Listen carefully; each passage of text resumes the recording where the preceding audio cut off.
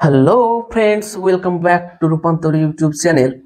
আজকে পর্যায় সারণী চ্যাপ্টারের আরো একটা পার্ট নিয়ে আলোচনা করার জন্য এসেছি।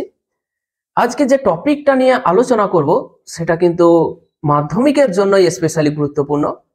টপিকটা হলো যে পর্যায় সারণীতে হাইড্রোজেনের অবস্থান সুনির্দিষ্ট নয় কেন, বা অন্যভাবেও বলা হয় যে হাইড্রোজেনকে দুষ্ট মৌল বলা হয় কেন। বিজ্ঞানী মেন্ডেলিভ হাইড্রোজেনকে দুষ্ট মৌল বলেছিলেন, এর কারণ কি সেটা নিয়েই আমরা এই লেকচারে আলোচনা করব। তো চলো শুরু করি।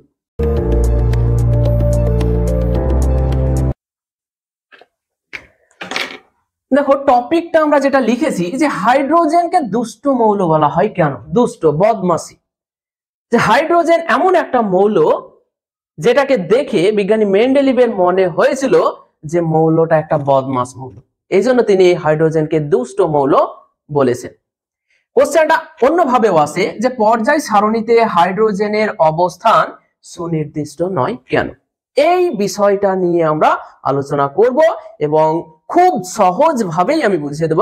তোমরা খেয়াল করো যে পর্যায় সারণীতে গ্রুপগুলো কিভাবে সাজানো হয়েছে। খেয়াল করো, পর্যায় সারণীতে এইভাবে, এইটা ধরো 1 নম্বর গ্রুপ, এইটা হচ্ছে আমাদের 2 নম্বর গ্রুপ, মাঝে অনেক গ্রুপ আছে, এইখানে কি আছে 17 নম্বর গ্রুপ আছে, তারপরে কি আছে 18 নম্বর গ্রুপ আছে। এইভাবে পর্যায় সারণীতে, আধুনিক দীর্ঘ পর্যায় সারণীতে মোট 18টা শ্রেণী বা গ্রুপ আছে। 1, 2, 17, 18, এর মাঝে বাকি গ্রুপগুলো আছে, আমি সেগুলো দেখাতে যাচ্ছি না। এই যে 1 নম্বর গ্রুপে কোন কোন মৌলগুলো আছে বলতো? Lithium, sodium, potassium, rubidium, caesium, francium, এরা আছে। তাহলে কারা আছে? Lithium, sodium, potassium, rubidium, caesium, francium, এরা আছে, এখানে আছে। তারপরে এই মৌলগুলোকে কি নাম দিয়েছিলাম আমরা বলতো?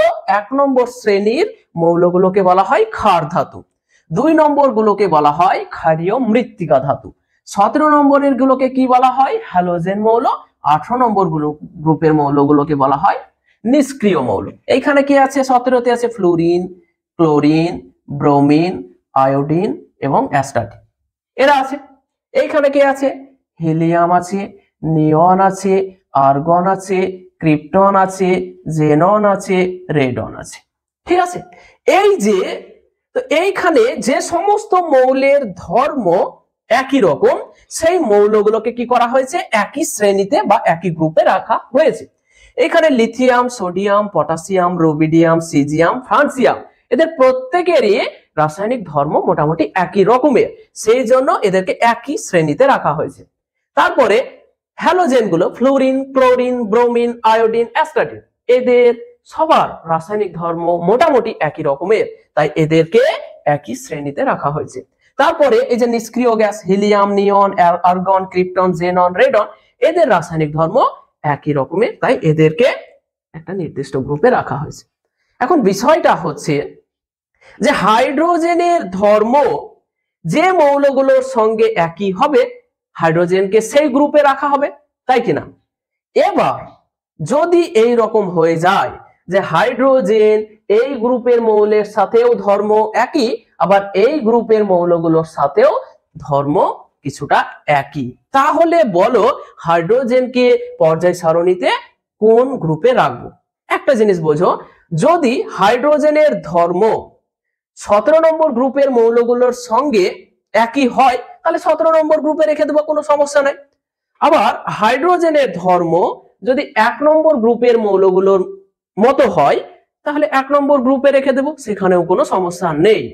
কিন্তু হাইড্রোজেন এমনই একটা মৌল যার ধর্ম 1 নম্বর গ্রুপের মৌলগুলোর মতো সাদৃশ্য রয়েছে, আবার 17 নম্বর গ্রুপের মৌলগুলির ধর্মের সঙ্গেও সাদৃশ্য রয়েছে। তাহলে তুমিই বলো যে হাইড্রোজেনকে 1 নম্বরে রাখবো নাকি 17 নম্বরে রাখবো? এটাই হচ্ছে সমস্যা। এই জন্যই বিজ্ঞানী মেন্ডেলিভ হাইড্রোজেনকে দুষ্ট মৌল বললেন, যে 1 নম্বর গ্রুপের মৌলগুলোর সঙ্গে ওর ধর্মের সাদৃশ্য রয়েছে, আবার 17 নম্বর গ্রুপের মৌলগুলোর সঙ্গেও হাইড্রোজেনের ধর্মের সাদৃশ্য রয়েছে। এই জন্যই বিজ্ঞানী মেন্ডেলিভ বলে দিলেন যে তুমি দুষ্ট, তুমি একটা গ্রুপের মৌলের সঙ্গে সাদৃশ্য রাখোনি, একই সাথে দুটো গ্রুপের মৌলের ধর্মের সঙ্গে সাদৃশ্য রেখেছো, মানে তুমি দুষ্ট আছো। বোঝা গেল? তাহলে কি লিখেছি দেখো আমি, যে পর্যায় সারণীতে হাইড্রোজেনের অবস্থান হচ্ছে বিতর্কিত, যে 1 নম্বর গ্রুপে রাখবো নাকি 17 নম্বর গ্রুপে রাখবো। বোঝা গেল? তাহলে প্রথম লাইনটাই লিখেছি যে পর্যায় সারণীতে হাইড্রোজেনের অবস্থান হচ্ছে বিতর্কিত। কেন? যে গ্রুপ 1 এর ক্ষার ধাতুগুলির সঙ্গেও হাইড্রোজেনের ধর্মের সাদৃশ্য রয়েছে, আবার গ্রুপ 17 এর হ্যালোজেন মৌলগুলোর ধর্মের সঙ্গেও হাইড্রোজেনের সাদৃশ্য রয়েছে। তাহলে 1 নম্বর গ্রুপে রাখবো নাকি 17 নম্বর গ্রুপে রাখবো, একটা কি বলতো চিন্তার বিষয়।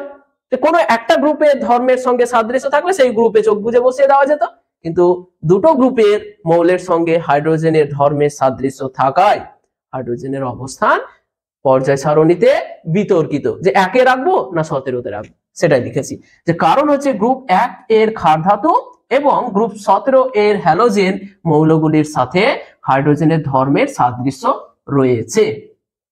এই জন্য মেন্ডেলিভ হাইড্রোজেনকে দুষ্ট মৌল বলেছে। এই কোশ্চেনটা তোমাদের 3 নম্বরের পরে, মাধ্যমিকে 3 নম্বরের কোশ্চেন পড়ে, যে হাইড্রোজেনকে দুষ্ট মৌল বলা হয় কেন, ব্যাখ্যা করো। অথবা কোশ্চেনটা পড়ে যে পর্যায় সারণীতে হাইড্রোজেনের অবস্থান সুনির্দিষ্ট নয় কেন, ব্যাখ্যা করো। ঠিক আছে, তাহলে দুই ভাবেই পড়তে পারে। তাহলে প্রথমে আমরা ইন্ট্রোডাকশনটা দিলাম যে পর্যায় সারণীতে হাইড্রোজেনের অবস্থান বিতর্কিত, মানে সুনির্দিষ্ট নয়। এর কারণ হচ্ছে যে হাইড্রোজেন 1 নম্বর গ্রুপের মৌলগুলোর সঙ্গেও সাদৃশ্য দেখায়, আবার 17 নম্বর গ্রুপের হ্যালোজেন মৌলগুলির সাথেও সাদৃশ্য দেখায় বা সাদৃশ্য রয়েছে। এই জন্য হাইড্রোজেনের অবস্থান সুনির্দিষ্ট নয়। এবার আমরা 1 নম্বর গ্রুপের ক্ষার ধাতুগুলির সাথে হাইড্রোজেনের কি সাদৃশ্য রয়েছে সেটা বলবো, আবার কিছু বৈসাদৃশ্যও আছে। দেখো প্রথমেই আমরা কি বলবো, যে ক্ষার ধাতুগুলির সাথে হাইড্রোজেনের সাদৃশ্য বা হাইড্রোজেনের ধর্মের সাদৃশ্য। হেডিং করলাম আমি ক্ষার ধাতুগুলির সাথে হাইড্রোজেনের সাদৃশ্য। দেখো ক্ষার ধাতুগুলো এই 1 নম্বর গ্রুপে যারা আছে তাদের বৈশিষ্ট্য আমরা যখন পড়েছি, 1 নম্বর গ্রুপ পড়েছি একটা লেকচারে, তখন বৈশিষ্ট্যগুলো দেখেছো যে 1 নম্বর গ্রুপের প্রত্যেকটি মৌল তীব্র তড়িৎ ধনাত্মক, মানে এরা খুব সহজেই ইলেকট্রন ছেড়ে দিতে পারে। যেমন সোডিয়াম কি করে, ইলেকট্রন ছেড়ে দিয়ে সোডিয়াম পজিটিভ আয়ন গঠন করতে পারে, সেই রকম হাইড্রোজেনও কি করতে পারে, খুব সহজে ইলেকট্রন ছেড়ে H+ আয়ন গঠন করতে পারে। প্রথমেই লিখেছি হাইড্রোজেন ক্ষার ধাতুগুলির মতো তড়িৎ ধনাত্মক একযোজী মৌল। একযোজী মানে কি, ক্ষার ধাতুগুলির প্রত্যেকের যোজ্যতা হচ্ছে 1, তার কারণ এদের বাইরের কক্ষপথে একটি ইলেকট্রন থাকে, তাই এদের যোজ্যতা হচ্ছে 1। হাইড্রোজেনেরও সর্বশেষ কক্ষপথে একটি ইলেকট্রন থাকে, এই জন্য হাইড্রোজেনেরও যোজ্যতা হলো 1। দেখো তাহলে কি বললাম, হাইড্রোজেন ক্ষার ধাতুগুলির মতো তড়িৎ ধনাত্মক। ক্ষার ধাতুগুলি যেমন তড়িৎ ধনাত্মক, হাইড্রোজেনও তড়িৎ ধনাত্মক। আবার ক্ষার ধাতুগুলি যেমন একযোজী মৌল, হাইড্রোজেনও সেই রকমই একযোজী মৌল। তাহলে একটা সাদৃশ্য বললাম। 2 নম্বর হচ্ছে ক্ষার ধাতুগুলো যেমন একটা ইলেকট্রন বর্জন করে ক্যাটায়ন গঠন করতে পারে, হাইড্রোজেনও কিন্তু একটা ইলেকট্রন বর্জন করে দিয়ে H+ আয়ন বা ক্যাটায়ন গঠন করে দিতে পারে। সেটাই লিখেছি, ক্ষার ধাতুগুলোর মতো হাইড্রোজেনও একটি ইলেকট্রন বর্জন করে ক্যাটায়ন গঠন করে। তাহলে বুঝতে পারলে দুটো সাদৃশ্য। 3 নম্বর হচ্ছে যে 1 নম্বর গ্রুপের প্রত্যেকটি মৌলের বিজারণ ধর্ম রয়েছে। 1 নম্বর গ্রুপে যে মৌলগুলো আছে, lithium, sodium, potassium, rubidium, caesium, francium, এদের বিজারণ ধর্ম রয়েছে। হাইড্রোজেনেরও বিজারণ ধর্ম রয়েছে। তাহলে দেখো 3টে ধর্ম একই হাইড্রোজেন এবং 1 নম্বর গ্রুপের মৌলগুলোর মতো। আরো আছে, আমি 3টে দিলাম কারণ মাধ্যমিকে তো সময়টা লিমিটেড। তাহলে হাইড্রোজেন ক্ষার ধাতুগুলোর মতো তীব্র তড়িৎ ধনাত্মক, একটা ইলেকট্রন বর্জন করে ক্যাটায়ন গঠন করে। আরেকটা লাস্ট নম্বর, ক্ষার ধাতুগুলোর মতো হাইড্রোজেনেরও বিজারণ ধর্ম রয়েছে। এই হলো ক্ষার ধাতুগুলির সাথে হাইড্রোজেনের ধর্মের সাদৃশ্য। কিন্তু হাইড্রোজেনের সাথে ক্ষার ধাতুগুলির কিছু বৈসাদৃশ্যও রয়েছে। হাইড্রোজেনের সাথে, তাহলে এখানে কি লিখবো, ক্ষার ধাতুগুলির সাথে হাইড্রোজেনের বৈসাদৃশ্য। এবার কি কি বৈসাদৃশ্য আছে, মানে শুধু যে সাদৃশ্য আছে তা নয়, হাইড্রোজেনের ধর্মের বৈসাদৃশ্য, ধর্মের বৈসাদৃশ্য। কি কি বৈসাদৃশ্য আছে আমরা আলোচনা করব।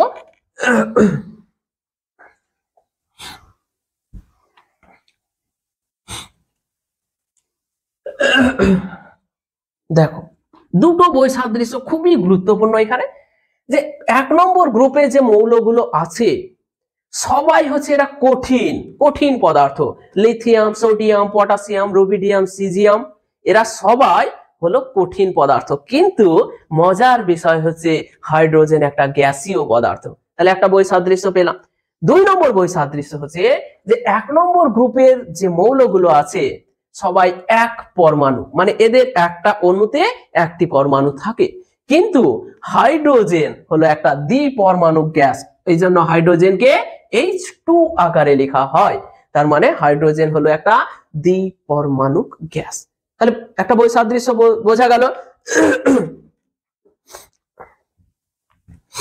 ক্ষার ধাতুগুলো এক পরমাণুক কঠিন পদার্থ। দেখো এখানে আন্ডারলাইন করে দিলাম, এক পরমাণুক কঠিন পদার্থ। কিন্তু হাইড্রোজেন হলো দ্বিপরমাণুক গ্যাস। খুবই ইম্পর্টেন্ট একটা। তা এখানে কোশ্চেন পড়ে যে ক্ষার ধাতুগুলির সাথে হাইড্রোজেনের ধর্মের একটা বৈসাদৃশ্য লেখো। তাহলে কি লিখবো? ক্ষার ধাতুগুলো প্রত্যেকটাই এক পরমাণু এবং তারা কঠিন পদার্থ, কিন্তু হাইড্রোজেন হলো দ্বিপরমাণুক এবং হাইড্রোজেন গ্যাসীয় পদার্থ। বোঝা গেল? আরেকটা খুবই গুরুত্বপূর্ণ বৈশিষ্ট্য, এই যে 1 নম্বর গ্রুপের মৌলগুলোর নাম কি বলতো? ক্ষার ধাতু। তার মানে 1 নম্বর গ্রুপের প্রত্যেকটি মৌল হলো ধাতু, কিন্তু হাইড্রোজেন হলো একটা অধাতু। তাহলে এটাও 1 নম্বর গ্রুপের সাথে হাইড্রোজেনের ধর্মের, 1 নম্বর গ্রুপের মৌলগুলির সাথে হাইড্রোজেনের ধর্মের বৈসাদৃশ্য। তাহলে 1 নম্বর গ্রুপ 1 গ্রুপ অন এর প্রত্যেকটি মৌল হলো ধাতু, কিন্তু হাইড্রোজেন হলো অধাতু। দেখো তাহলে হাইড্রোজেন এমনই একটা মৌল যে 1 নম্বর গ্রুপের মৌলগুলির সঙ্গে ওর ধর্মের সাদৃশ্যও রয়েছে, আবার বৈসাদৃশ্যও রয়েছে। তাহলে যদি শুধু সাদৃশ্য থাকতো তাহলেও একটা ভালো কিছু বলা যেত, কিন্তু শুধু সাদৃশ্য নেই, সাদৃশ্যও আছে বৈসাদৃশ্যও আছে। এখান থেকে কোশ্চেন পড়ে যে ক্ষার ধাতুগুলির সাথে হাইড্রোজেনের ধর্মের দুটি সাদৃশ্য লিখো, আবার পড়তে পারে দুটি বৈসাদৃশ্য লিখো, লিখে দেবে। তাহলে দেখো ক্ষার ধাতুগুলির সাথে হাইড্রোজেনের ধর্মের সাদৃশ্য বৈসাদৃশ্য আমরা বুঝে গেলাম। এরপরে হ্যালোজেন মৌলগুলির সাথে হাইড্রোজেনের কি সাদৃশ্য আছে এবং কি বৈসাদৃশ্য আছে সেগুলো নিয়ে আলোচনা করব। তাহলে দেখো এখানে এই পুরোটাই মুছে দিচ্ছি আমি।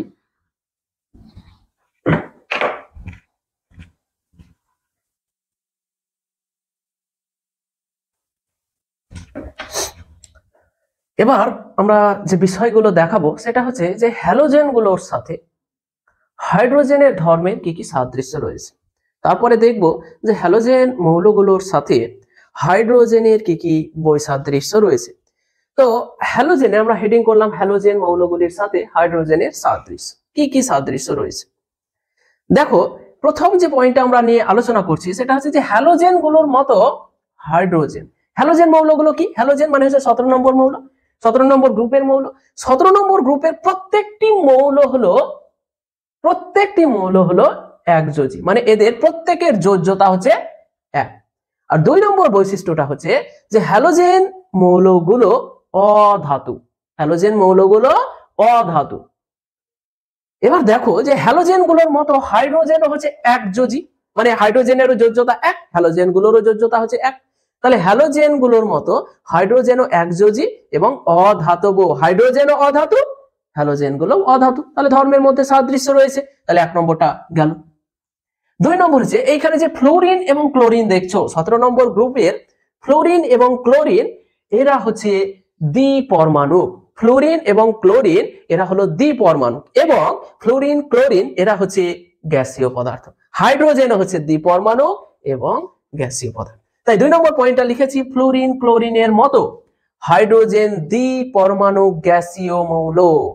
কি হলো বুঝতে পারলে যে ফ্লোরিন এবং ক্লোরিন যেমন দ্বিপরমাণু, হাইড্রোজেন হচ্ছে দ্বিপরমাণু, মানে হাইড্রোজেনের একটি অণুতে দুটি পরমাণু থাকে। আবার ফ্লোরিন ক্লোরিন যেমন গ্যাস, হাইড্রোজেনও সেই রকম গ্যাস পদার্থ, গ্যাসীয় পদার্থ। তাহলে 2 নম্বর গেল। 3 নম্বর বৈশিষ্ট্যটা ভালো বৈশিষ্ট্য। এই যে হ্যালোজেন মৌলগুলো দেখছো ফ্লোরিন ক্লোরিন ব্রোমিন আয়োডিন অ্যাসিটিন, এরা ধাতুর সাথে বিক্রিয়া করে কি করে? ধাতব ক্লোরাইড গঠন করে। লিখেছি হ্যালোজেন গুলো যেমন ধাতুর সঙ্গে বিক্রিয়ায় ধাতব হ্যালাইড, হ্যালোজেন গুলো ধাতুর সঙ্গে বিক্রিয়া করলো হ্যালাইড গঠন করলো। যেমন একটা উদাহরণ দিয়েছি যে সোডিয়ামের সঙ্গে ক্লোরিন সোডিয়ামের সঙ্গে বিক্রিয়া করে সোডিয়াম ক্লোরাইড গঠন করে। মানে তাহলে কি করছে যে হ্যালোজেন গুলো যেমন ধাতুর সঙ্গে বিক্রিয়ায় ধাতব হ্যালাইড, একটা উদাহরণ দিয়েছি ব্র্যাকেটে সোডিয়াম ক্লোরাইড গঠন করে, তেমনি হাইড্রোজেনও কিন্তু ধাতুগুলোর সঙ্গে বিক্রিয়া করে ধাতব হাইড্রাইড গঠন করে। এই যে হাইড্রোজেন সোডিয়ামের সঙ্গে বিক্রিয়া করে সোডিয়াম হাইড্রাইড গঠন করে দেয়। সেটাই লিখেছি যে হ্যালোজেন গুলো যেমন ধাতুর সঙ্গে বিক্রিয়ায় ধাতব হ্যালাইড গঠন করে, তেমনি হাইড্রোজেনও ধাতুর সাথে বিক্রিয়ায় ধাতব হাইড্রাইড, ব্র্যাকেটে একটা উদাহরণ দিয়ে দিয়েছি সোডিয়াম হাইড্রাইড গঠন করে। তাহলে এই গেল যে হ্যালোজেন গুলোর সাথে হাইড্রোজেনের ধর্মের কি কি সাদৃশ্য রয়েছে। তাহলে দেখো হ্যালোজেন গুলো যেমন একযোজী, হাইড্রোজেনও একযোজী। হ্যালোজেন গুলো যেমন অধাতু, হাইড্রোজেনও সেরকম অধাতু। তারপরে চলে এলাম ফ্লোরিন ক্লোরিন যেমন দ্বিপরমাণু, হাইড্রোজেনও দ্বিপরমাণু। ফ্লোরিন ক্লোরিন যেমন গ্যাসীয় পদার্থ, হাইড্রোজেনও গ্যাসীয় পদার্থ। তারপরে তাহলে দেখতে পাচ্ছ যে সাদৃশ্য রয়েছে, হ্যালোজেন গুলোর সাথেও হাইড্রোজেনের সাদৃশ্য রয়েছে। তারপরে এবার আমরা যেটা আলোচনা করব সেটা হচ্ছে যে হ্যালোজেন গুলোর সাথে হাইড্রোজেনের ধর্মের কি বৈসাদৃশ্য রয়েছে। খেয়াল করো, হাইড্রোজেন কি বলতো? হাইড্রোজেন ইলেকট্রন ছেড়ে H+ আয়ন গঠন করতে পারে, কিন্তু 17 নম্বর গ্রুপের প্রত্যেকটি মৌল ইলেকট্রন ছাড়তে পারে না, ওরা ইলেকট্রন ধরতে পারে। তার মানে হচ্ছে হাইড্রোজেন তড়িৎ ধনাত্মক মৌল, কিন্তু হ্যালোজেন গুলো হলো তড়িৎ ঋণাত্মক মৌল। বুঝতে পারলে? হাইড্রোজেন হলো তড়িৎ ধনাত্মক মৌল, কিন্তু হ্যালোজেন গুলো হলো তড়িৎ ঋণাত্মক মৌল। সেটাই লিখেছি, দেখো হ্যালোজেনের সাথে হাইড্রোজেনের বৈসাদৃশ্য। হেডিং 1 নম্বর লিখেছি হ্যালোজেন গুলো তড়িৎ ঋণাত্মক মৌল। হ্যালোজেন গুলো কি? তড়িৎ ঋণাত্মক, আন্ডারলাইন করো। হ্যালোজেন গুলো হলো তড়িৎ ঋণাত্মক মৌল, কিন্তু হাইড্রোজেন তড়িৎ ধনাত্মক মৌল। একটা পার্থক্য পেয়ে গেলাম। 2 নম্বরটা দেখো, এই যে হ্যালোজেন গুলো আছে সবাই হচ্ছে জারক পদার্থ, জারক, কিন্তু হাইড্রোজেন হচ্ছে বিজারক পদার্থ।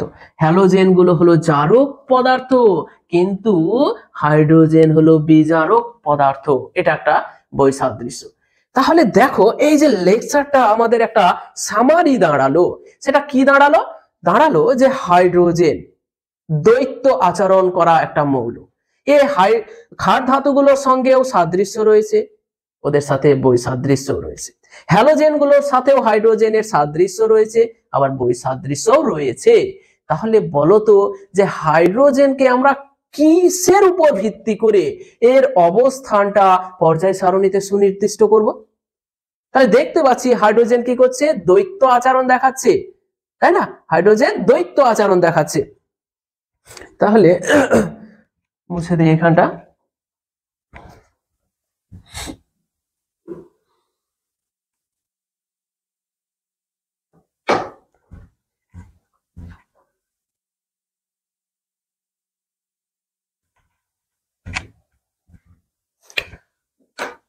তাহলে এবার আমরা সিদ্ধান্তে চলে আসবো। ক্ষার ধাতুর সঙ্গে সাদৃশ্য বৈসাদৃশ্য দেখে নিয়েছি, হ্যালোজেন গুলোর সাথেও সাদৃশ্য বৈসাদৃশ্য দেখে নিয়েছি। এবার আমরা সিদ্ধান্ত নেব যে এই মৌলটাকে তাহলে পর্যায় সারণীর কোন গ্রুপে রাখাটা যুক্তিসঙ্গত হবে। তো আমরা সব পার্থক্য বই এবং সাদৃশ্য বৈসাদৃশ্য সবকিছু দেখে নিয়েছি। সিদ্ধান্তে আমি কি বলবো যে হাইড্রোজেন এইরূপ দ্বৈত আচরণের জন্য মেন্ডেলিভ হাইড্রোজেনকে দুষ্ট মৌল বলে দিলেন। কিন্তু একটা জিনিস খেয়াল করো যে হাইড্রোজেন প্রত্যেকটি ক্ষার ধাতুর সর্বশেষ কক্ষপথে কটা ইলেকট্রন থাকে বলতো? প্রত্যেকটি ক্ষার ধাতুর সর্বশেষ কক্ষপথে একটি ইলেকট্রন থাকে। আর হ্যালোজেন গুলোর সর্বশেষ কক্ষপথে 7টি করে ইলেকট্রন থাকে। হ্যালোজেন গুলোর 7টি করে থাকে, আর ক্ষার ধাতুগুলোর কটা থাকে? একটি ইলেকট্রন থাকে। ক্ষার ধাতুগুলোর সর্বশেষ কক্ষপথে একটা ইলেকট্রন থাকে। এবার হাইড্রোজেনের দেখা যাচ্ছে যে হাইড্রোজেনেরও সর্বশেষ কক্ষপথে একটি ইলেকট্রন আছে। এই জন্য হাইড্রোজেনকে 1 নম্বর গ্রুপে রাখাটাই বেশি যুক্তিসঙ্গত। এবার দেখো ব্যাপারটা খেয়াল করো যে হাইড্রোজেন ধরো এইখানে মাঝখানে পড়ে আছে, একে এই গ্রুপে রাখবো নাকি এই গ্রুপে রাখবো। এরা দাবি জানাচ্ছে, 17 নম্বর গ্রুপের মৌলগুলো দাবি জানাচ্ছে যে হাইড্রোজেন আমাদের দলের লোক, আমাদের গ্রুপে রাখা হোক। 1 নম্বর গ্রুপের মৌলগুলো দাবি জানাচ্ছে যে হাইড্রোজেন হলো আমাদের গ্রুপের লোক, একে আমাদের গ্রুপে রাখা হোক। 1 নম্বর গ্রুপে দিয়ে বিচারক আসলে যে দেখি তাহলে ও কোন দলের লোক, কোন গ্রুপের লোক, দিয়ে সমস্ত ধর্ম সমস্ত সাদৃশ্য দেখা গেল এর সাথেও এদের সাথেও ধর্মের সাদৃশ্য রয়েছে, এদের সাথেও ধর্মের সাদৃশ্য রয়েছে, এদের সাথেও বৈসাদৃশ্য রয়েছে, এদের সাথেও বৈসাদৃশ্য রয়েছে। বিচারক কিন্তু সিদ্ধান্ত নিতে পারছেন না যে হাইড্রোজেনকে কোথায় রাখবো। সব শেষে দেখা গেল একটা জিনিস যে হাইড্রোজেনের যেমন সর্বশেষ কক্ষপথে একটি ইলেকট্রন আছে, এই ক্ষার ধাতুগুলোরও সর্বশেষ কক্ষপথে একটি ইলেকট্রন আছে। তখন বিচারক বললেন যে তাহলে হাইড্রোজেনকে 1 নম্বর গ্রুপে রাখাটাই বেশি যুক্তিসঙ্গত। সেটাই আমি লিখে দিয়েছি যে হাইড্রোজেনের এরূপ দ্বৈত আচরণের জন্য বিজ্ঞানী মেন্ডেলিভ হাইড্রোজেনকে দুষ্ট মৌল বললেন। তারপরে তবে হাইড্রোজেন এবং ক্ষার ধাতু উভয়েরই যোজ্যতা কক্ষে একটি ইলেকট্রন থাকায় হাইড্রোজেনকে 1 নম্বর গ্রুপে রাখাই বেশি যুক্তিসঙ্গত। তাহলে বুঝতে পারলে এই লেকচারটা যে হাইড্রোজেনকে কোথায় রাখবো? 1 নম্বর গ্রুপে। এই জন্যই তো হাইড্রোজেনকে 1 নম্বর গ্রুপের একেবারে উপরে রেখে দেওয়া হয়েছে। এখানে হাইড্রোজেন আছে, বোঝা গেল? তাহলে হাইড্রোজেন 1 নম্বর গ্রুপে থাকবে, যুক্তিসঙ্গত। তো এই হলো আমাদের আজকের লেকচারের বিষয়বস্তু। লেকচারটা কেমন লাগলো কমেন্ট করে জানিয়ে দাও, আর যদি ভালো লাগে সেটাও জানিয়ে দাও।